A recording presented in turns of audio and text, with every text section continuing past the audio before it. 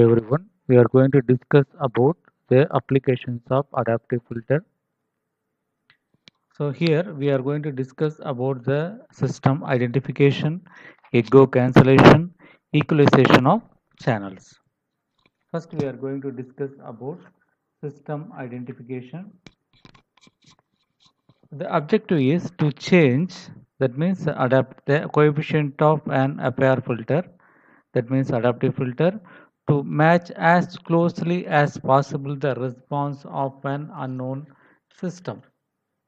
So one common adaptive filter application is to use adaptive filters to identify an unknown system, such as response of an unknown communication channel or the frequency response of an auditorium, to pick fairly divergent applications. The figure shown in the screen,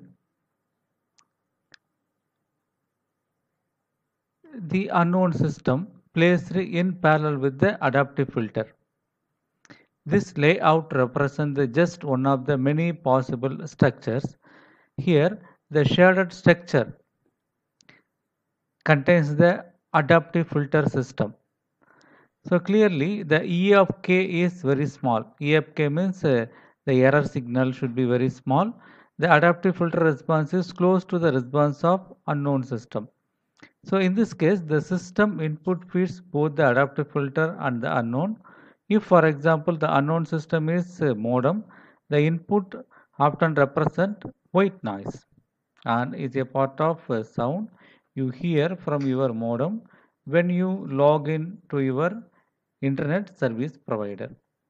So the error signal E of k equal to dk minus yk. So dk is the output coming out from unknown system. Y of k is the adaptive filter output. Next one, echo cancellation. So echo is a phenomena where a delayed and distorted version of an original signal is reflected back to the source. So for example, when you call your friend, you may get your own voice, that is echo.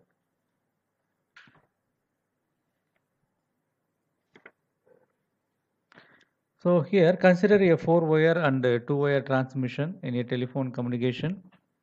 So at the hybrid means connects a 4 to a 2-wire transmission and echo is generated.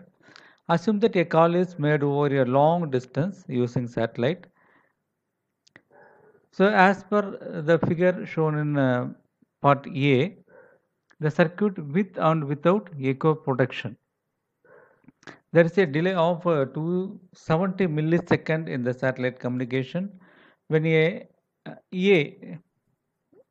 person A speaks to the person B. The speech signal takes the upper transmission path and a part of this signal is returned through the lower transmission path. The returned echo has the delay of around 40 millisecond. As shown in figure B in the screen, the echo cancellation is done by finding an estimate of echo and subtracting it from the return signal. So the return signal is given by y of n equal to summation of k equal to 0 to infinity h of k x of n minus k plus v of n.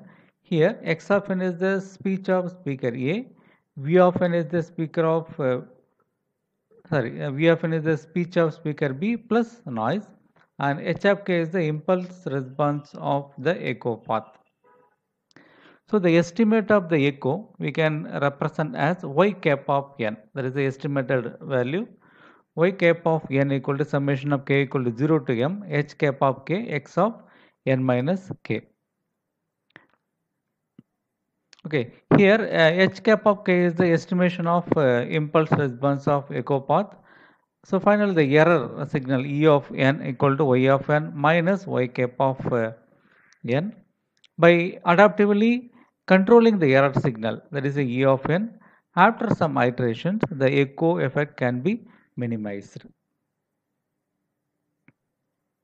Next one, the equalization of channels. Okay, equalization of channels using adaptive filter.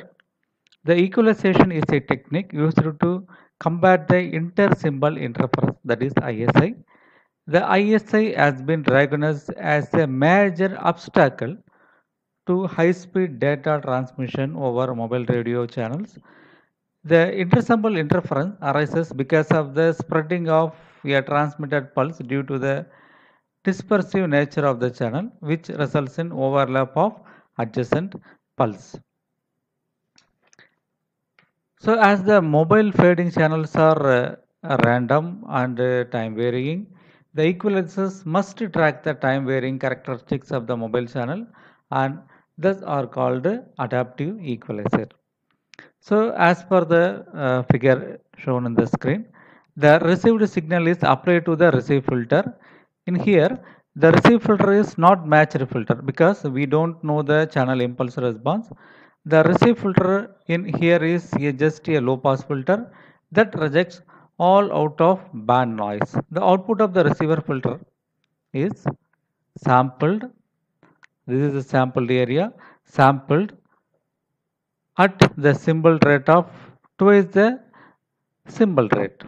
Okay. The sampled signal is applied to adaptive transversal filter equalizer. The transversal filter are actually a FIR discrete time filter. So the objective is to adapt the coefficient to minimize the noise and inter-symbol interference at the output. Here, the adaptation of the equalizer is driven by the error signal. Here, the training sequence is designed to permit an equalizer at the receiver to acquire the proper filter coefficient in the worst possible channel conditions. Therefore, an adaptive equalizer at the receiver uses a recursive algorithm to evaluate the channel and estimate filter coefficient to compensate the channel. Okay.